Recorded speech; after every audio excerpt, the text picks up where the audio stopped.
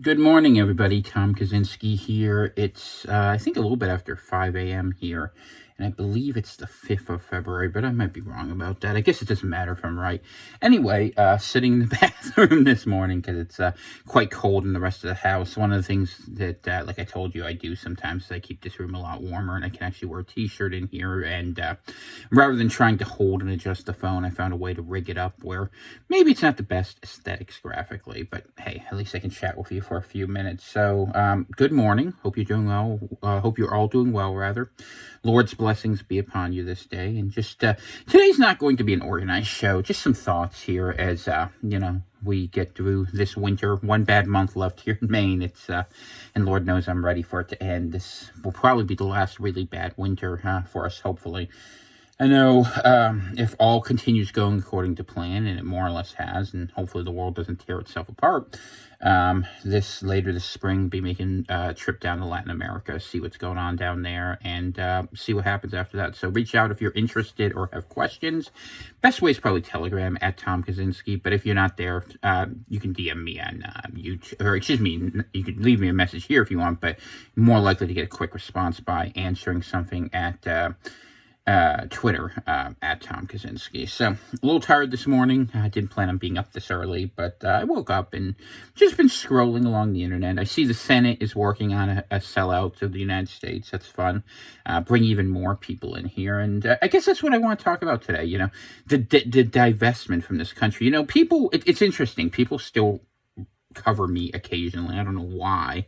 I've signaled as hard as I can to everyone, and the authorities even understand this too, that I am not in the game anymore. I'm just looking to get out, cash in whatever chips I have, and get out of this. But I will tell you, if I was in the game for a second, if I was still political, and I can be scary when I'm political, what I would note is that the real separation in the United States and in the West is the poor young and the wealthy old. And this is something where, with the right propaganda, things can change very, very quickly. I'll give you an example. I shared this the other day, but I saw it again this weekend because it's pretty much peak weather for snowmobiling. And I see a bunch of old people having fun with a ton of money. And young people who have no money working their butts off. And I understand people say, oh, well, when I was young, I worked. No, you didn't. You didn't work as hard. You didn't make as much. Because, you can look at the inflation. You can look at the interest. We are now paying off the debt accrued by generations previous where people are never getting out from underneath it. This is how you saw Rome switch into feudalism. Instead of having soldiers go and fight wars and come back and get 5 acres, and a couple war brides, whatever you think of that. Now you don't get that anymore. You get nothing. You get maybe a pension if you're a good boy. Maybe you get a gold watch, if you were of that generation. Or now you're not going to get a pension. You're going to get gig work till the day you die or till they put you in a hospice or say, hey, you know what, your life is so sad, go kill yourself. That's how the Canadians handle these things. And we'll have other people replace you who will work for less and do more, even though it's not very good. And there's just these lies in American culture. They always say, even people go out there, we're going to bring back the American meritocracy. You can't do it. You don't have the people to do it. If you look over the history, if you're really honest, you go back and look to about 1960, and go back and look through the whole course of immigration, what you would find really quickly is that certain groups of people practiced, meritocracy, which was how people were lifted up from the bottom. But the people who were in the middle, who were trying to be good actors, they were doing things the quote-unquote right American way. When they brought in someone from away, the person from away would bring in people like their own because they had natural tribal allegiances. They had allegiances of family, allegiances of kin, of language, of ethnicity, all these things that we were never permitted to have. And we're not good at having. To this day, because it's just true. Let's talk about it. That you have people who are of European origin, who are individualists, who are moralists, who are adventurists to a large extent, and there's nothing for us. We don't belong in a world that's settled and full, that the mediocrity of mandarins, and that's what the United States is. It's an economic zone. And if you begin to understand that, by the way, you might start to think about migration differently. You realize the only power this country gives you of any utility is the power of the dollar, which is quickly fading, and you might leverage that to take a failing asset here. You're in Detroit in 1960, okay? Or really more 1970, but you have to think how you're going to take what assets you have, what you're doing, what you can accomplish, and bring it elsewhere. In Argentina, I know my money's going to go 3 times as far, and I'm going to get better value out of my life. I know I'm going to be able to write books if I want to do that. Probably fiction, because why would you write nonfiction at this point? It's too dismal, right? And you can go forward in your life. But here in the United States, you can't do that. I mean, people go nuts. And the thing is, it's like, we have freedom. We are here to support democracy and the rules-based order. Okay, so that's a word for oligarchy. Great. And you see the mess, and Tucker supposedly is going to Russia to interview Putin. I think it's great. Putin's smart. He'll say some things that are intelligent, and people here will get riled. And I tell you what, all of them will be. I mean, honestly, let's be honest. It'll be the same fellow white people we always see. And I hate to go back to that, but honestly, I genuinely begin to believe you can really understand history over butt hurts that were happening between Russia and some of the people that came up out of the Caucasus after they got kicked out of their own homeland. And that these issues have been fighting out over 1,000 years. I mean, you go start studying that history. It's really fascinating. And who knows, maybe one day I'll tell it properly. It's really hard to find, by the way. You can go Sabbatai Sevi, Jacob Frank. You begin to understand the relationships between the original NGO planners. You go study what they were doing in Basel. You learn a lot of things if you really want to do it. And of course, you're not allowed to say it. No one will believe you. But people are starting to see. Some are more fair than others, right? And you can't change it. The dollars they're set up in such a way. But you can choose to not participate. And in that sense, you can, I guess, in a negative sense, to get rid of it. I mean, I'm not usually the biggest Tim Pool guy because I think his takes can be a bit midwit. But I will say something he said that's smart, which was that the U.S. empire needs a lot of people to be meat for the grinder of their wars, and they're getting a lot of people like that. I think it's incredibly short-sighted thinking they can offer a better deal to these mercenaries than that they already have, but maybe you trade space for time. I mean, that was the Russian strategy. We're trading space for blood. And reworking our citizenship so that one generation can have one last go. And that's why I go back to the age thing, so that the people who are still in power, your Victoria Nuland types, will be able to stay there a little while longer, another 10 years, and totally wreck and jettison the society behind them. I mean, Europe, look how badly they treat Europe. They beat Europe terribly. Europe goes and says, okay, we won't take Russian natural gas. We'll take yours. But we're too busy, punishing people with domestic politics. The funny thing is, I'm a nationalist, I'm a separatist, I'm a secessionist, if you go into all those words. But the truth is, it would have made me happy to see America and Europe unite in some sort of configuration, not with direct political control, but as a sort of Christian European ethnos. It could have done something amazing. And when I was a kid, you could have realistically imagined that. I mean, the countries weren't so far gone, and maybe if we had made a different deal with the Russians, instead of the Bushes, telling them to go pound sand because they were listening to the Rumsfelds. And let's get the people like Anne Applebaum, Max Kagan. The name Kagan goes back all the way to Khazar royalty. It's interesting how these same names come back, but it's the same thing we saw after World War II. It's the reason that Patton got killed, and that you saw people like, the Morgenthau Plan, where they wanted to basically deindustrialize Germany. They've won because they're mad at these people. And but the irony is, of course, in the Middle East, things are working out a different way. And humanity might take a different course, and I hope it does. I want to be out of the way. I genuinely believe that with the rise of AI, we're looking at biblical times. And that's one of the problems, too. I reduced my subscription level on X, Twitter. Why'd I do that? Because their AI sucks. It's more woke than most things I've seen. And it's because they hard-coded it that way. It's because they're sucking information from the internet that makes certain things seem natural. And you can test it, by the way. You can just see what things are approved and what things aren't approved. Or you can see the many threads on that. That's fine. Or you can see Neuralink. People are excited that, some sick people can get help. I'm excited sick people can get help, I guess. But it's not worth it. It's just the finite nature of this world, of this experience, of this life, is actually one of the great blessings of it. And why do I say that? Because we don't have to suffer unduly long. Life is hard, and maybe I have a dim view on this because Dana's sick, and I'm not in the best of health these days either. I try, but some days are better than others. Winter's hard. Winters in Maine are really hard, and we can't do it anymore. Not like we used to. We just don't have the energy or the will. And I think a lot of people are in that boat after the last few years. When COVID happened, I remember thinking we were really trying to just help people. And by the end of it, all of that was taken away. And there's a loss of faith that comes with that. And it's a big loss of faith we all have to deal with. That's growing up. Yeah, and I'm in my mid 40s now, so I can talk about growing up.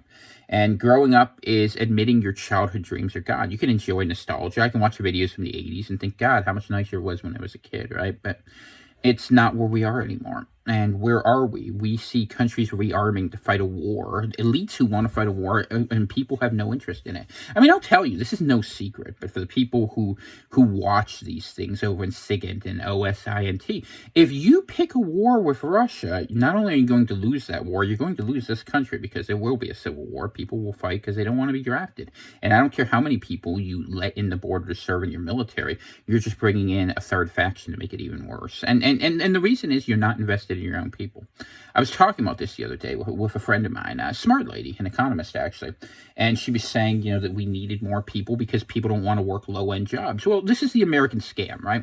What we do is we have other countries pay for education and training, and we bring those people in here. At least this is what we used to do. It's not so much now. Now we just take everybody. And so we bring in doctors and engineers that those countries had invested a lot of money in to keep them at home, and they came over here to make a lot of money, whereas our own children did not have access to those options because they would live here and they'd be like, okay, well, finance would look at that as here's an opportunity to make $250,000 up front and force people to keep working. And that's what a debt-based management system looks like. It's sharecropping all over again. It's the company store. And that's the American model at this point. I mean, who can look at the debt any other way? What's the assumed liability? I think it's about $80,000 per American, That's not, you're not going to pay that. And I'm not even counting interest. Interest accrues like crazy. And now we want to do what? Send another $60 billion to Ukraine for what? Do you think there's anything that important in Kherson province? Or let's say Russia goes all the way to Kharkiv and Odessa. Okay, so they do. What are you going to do? You can't stop them this side of the Vistula. In fact, if Russia was really serious, it's a good thing for you Russia isn't, because Russia would be at the Elbe in about 12 minutes. That's the truth. And for those of you who don't know your geography, that's Germany. And I say it with a lot of respect to the Poles. The Poles are trying, at least. They remember things. But they're still, I mean, look at Donald Tusk in there. They're going to get it through the back door. And this is the cultural warfare, Cultural warfare, the problem is the West's cultural warfare, really, destroys the self and tries to destroy the externality faster. So there's atomized individuals who control everything. It's an oligarchic. It's a Venetian. It's a Phoenician. It's a Canaanite way of thinking about things. It's the way that the, what do they call it? Thalassocracy, or I said Thalassocracy. I think that's it, right? The rulership of the maritime class. And in concept, land power is going to rise, whether it be China, Russia, maybe Iran. We're busy poking around on them. And they'll resist that in the same way Sparta resisted Athens, because at the end of the day, people will decide they're not willing to fight for something they don't have a part of, and that there is no clan identity. And that's where we're at, America. I mean, people who kind of played referees and kept all sides kind of working together, which worked okay. It wasn't great, but it worked when you had small numbers of minorities. Like in America, people don't know the history of this. I did a deep study on the demography. America was an 85-15 proposition between whites and blacks from about 1790, and probably before that, but we don't, the records weren't by census, going all the way up to about 1970. And then it went totally the other way. And look, Latinos are aspirationally white in the American context in a lot of ways. I think that works in a lot of scenarios. But that's not the problem. The problem is, you have fights within the family. You have women weaponized against men, and you're never getting them back on the reservation easy. You would need the propaganda to change because, women's survival mechanisms internationally is they go along with what is considered most socially acceptable, and that's how you turn a weakness into a strength. You become the center block. And that's not weird either if you really work it out, but the propaganda being used in such a way. And this is what happens in a vacuum of leadership. There was no tribal leadership. There was no class leadership. The religious leadership has been sorely lacking. And are there ways you could have built culture? I mean, yeah, sure. If you had a strong enough theocracy, maybe you can make it about that and not about other issues. But we didn't have any of those things in America. So what we have is a situation where it's all survive as best they can, and so tribalism results from that. Why does it result from that? Because you're trying to protect yours and your own, which is why you see cities now where you'll have 20 people come in from South Asia. let's say, who will occupy one house, and then you're just one person, an American kid trying to grow up to keep the American dream. How are you supposed to compete against that? And the answer is you can't unless you agree to devolve to their game to play this system. And we can't do it. It's too big of the disconnect between the rhetoric and the reality is too strong, and it causes a mental snap. And so the government ends up with a bunch of people who were high agency, who end up low agency, who just decide they can't do anything, so they're not going to do anything, and so they don't do anything, and that's where we are today, the great nothing. And that's what we have to deal with. It is the reality. 1 second. But I don't know what to do about that. I don't have an answer for it anymore, and I'm not going to try to solve it. Because if you tried to solve it, all you would end up doing is making a big splattery, bloody omelet that wouldn't actually fix anything, because you don't have anything to draw back on. You could take a seed of something that's healthy, just like you'd excise, maybe instead of excising the organ that's cancerous, you have to excise the healthy organ from the cancer that's everywhere and plant it somewhere else and help it grow. This works better with botany than it does, what would you call it? Animal biology, zoology, I guess would be the word. And no, it's frustrating. It's frustrating. And I don't have a lot to say more. I mean, you can see what's out there, right? I mean, pro tip, your money's not going to buy more. I do think, at some point, they may try to force some manufacturing back home, because maybe the Russians and the Chinese have gone off the reservation. I doubt it with the Chinese. They were at Davos. But the Russians might have. And Russia has always been, they've always had a bad spot for them, because, Orthodox civilization tried to do something different. And I'm not here to lionize the Orthodox Church. I have issues with them as well. They have some good points about them, though, and they are Christians. I don't doubt that.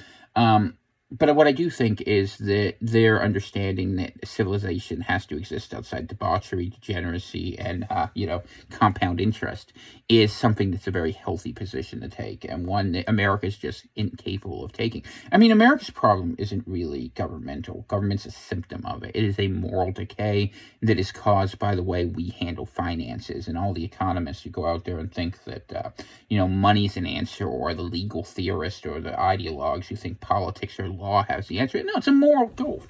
You don't believe in what's good. You don't believe in each other. And this separation between men and women, that was caused by, propaganda, in a Bernays type vein, that was caused by women's liberation, it was caused really by birth control, all these sorts of things, changed the behaviors now, and you live in a hypergamous culture where men don't care anymore. And at some point, they will be radicalized into a fight.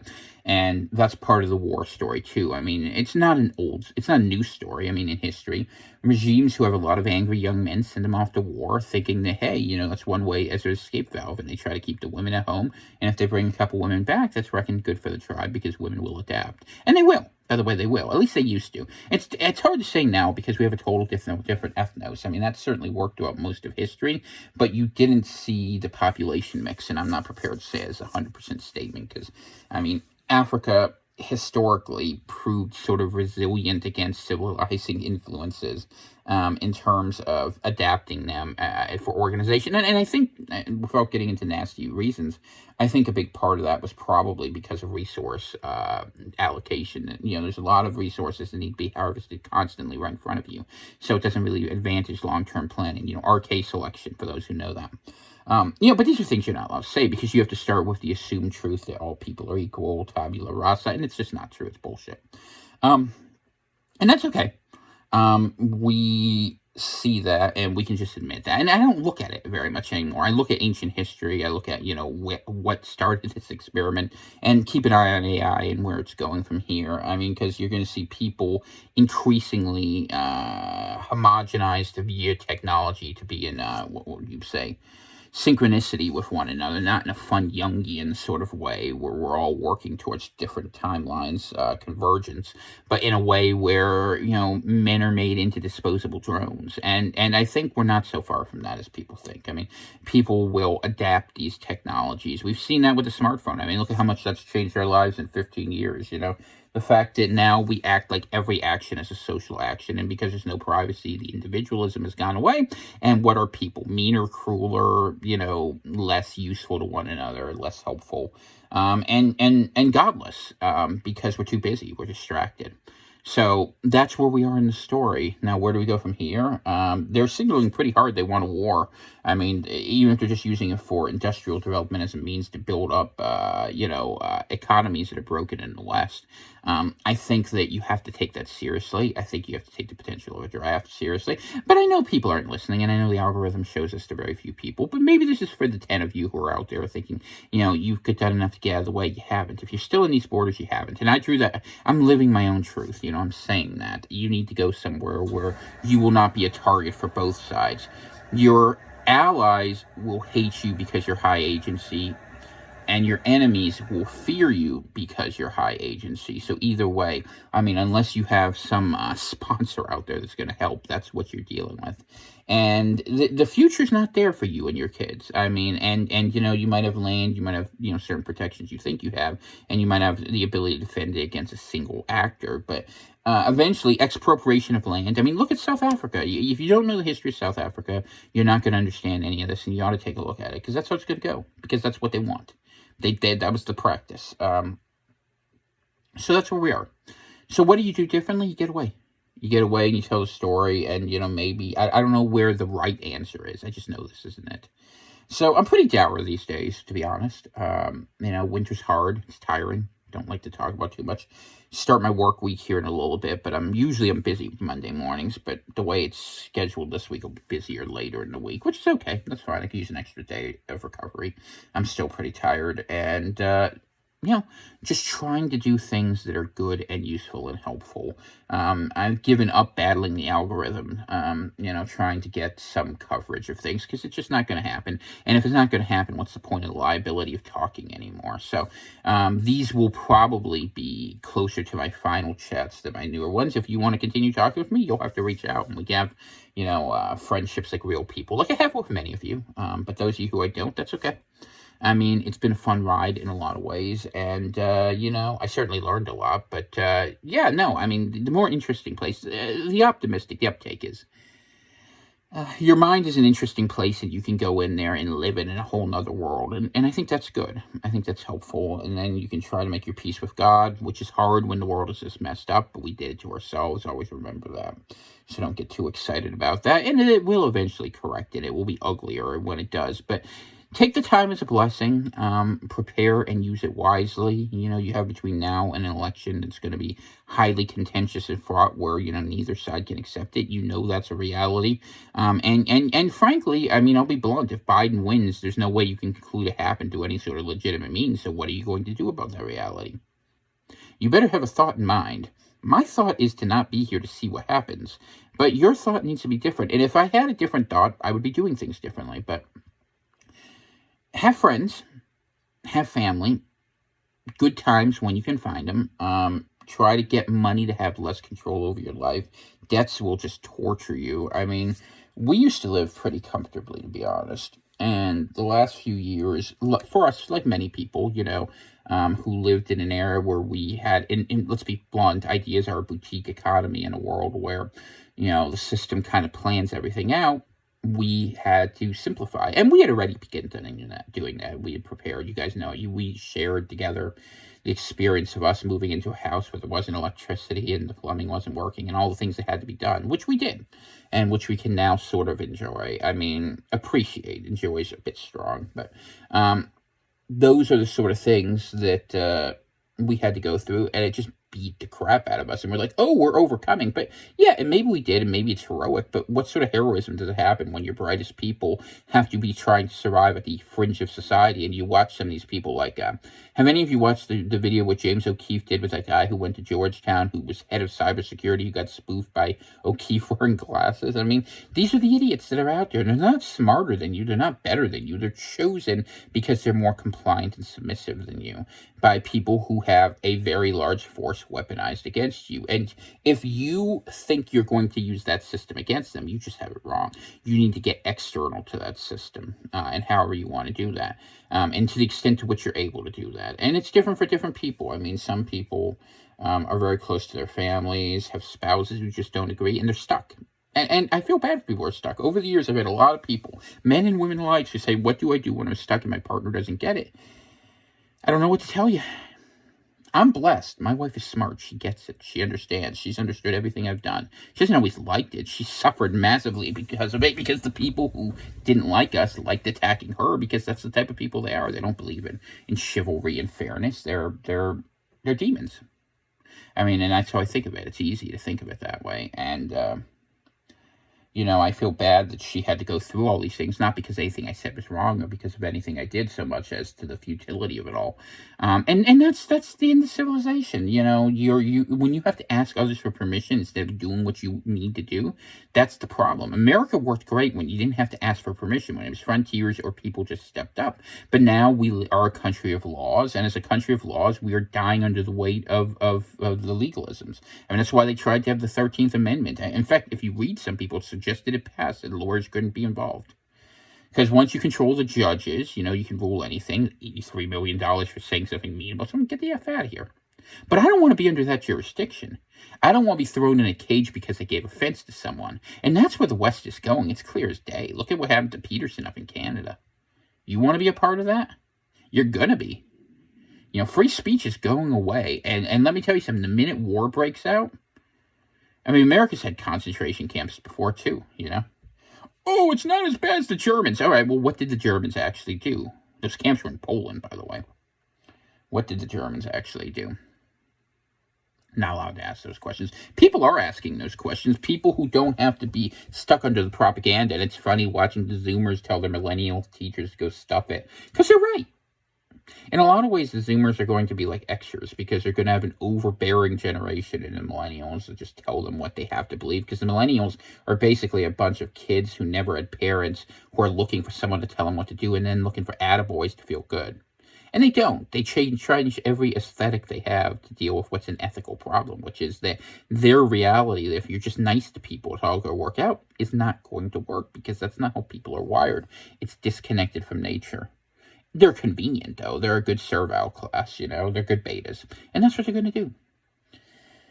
The few of us who can see beyond the pale, man, I don't know.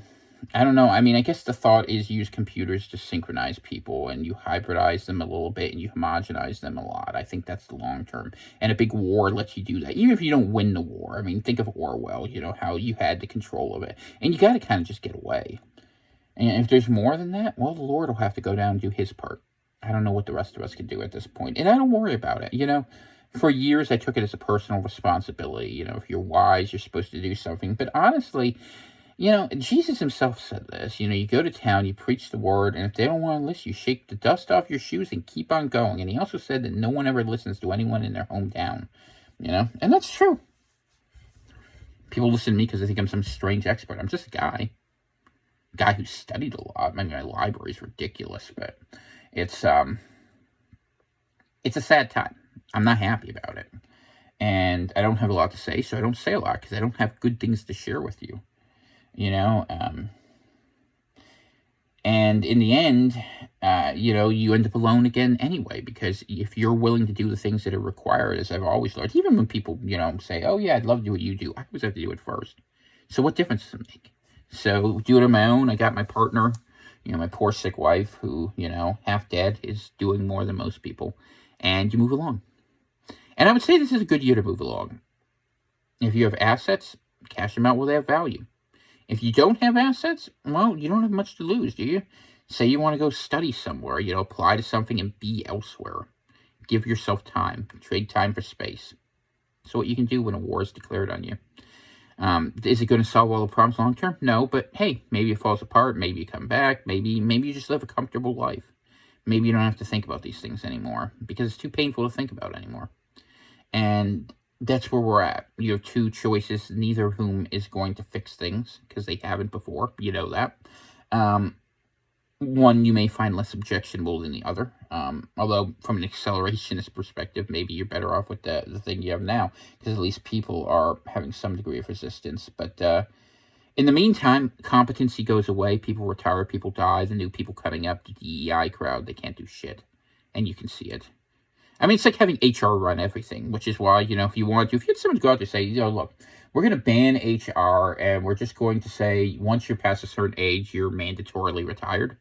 I mean, they used to have, actually in the 50s, this is interesting, they wanted to have obsolescence boards, because light light bulbs were lasting too long and things were too well built and it was hurting the economy. Well, you could say to people, okay, you are retired at 65. We're going to give you this sort of thing. And then young people would be able to rise and have jobs. And actually, it would probably be socially more evolutionary. But, we can't do those things because people on top will hold on to the moment they die, sucking every drop of blood, sometimes literally from the young, until they leave. And I don't know what you do about that. It's a wicked generation we grew up under. But you can choose not to be a part of it. Abraham, depending on who you believe, either left the Hittites or left Babylon, Syria, however you want to call it, and started something new. Give yourself the chance to do that, And I know people say it's too late for you. Well, then you're dead. Sorry. It's too late for me, too. My body hurts. I'm old. I'm tired. I don't want to do things, but I'm still going to do it. I haven't given up yet. I just want to get away because I know, and I think back to when I lost my job in trying to make one small town a decent place to live. Sometimes all you can do is look at it from the outside, and then as you move away from it, the restoration that happens to yourself is the answer. I hope you find restoration. I hope the Lord puts a blessing on you and your family and your house. I think that's enough for one morning. God bless all of you. If you have the means or feel called to do so, Venmo contributions are always appreciated. CBC PRV, P.O. Box 343, Eagle Lake, Maine, 04739, while we're still here. Or if you just want to send a message, send it there. I like letters. I might type one out to you. You never know. Or send an email. You can also do that. You can send those along. Just do it and send a personal message on Twitter. That's better. At Tom Kaczynski. Or on Telegram if you don't like that. Same name. It's really me. You can check. I'll take a picture if you don't believe me, or a little smile.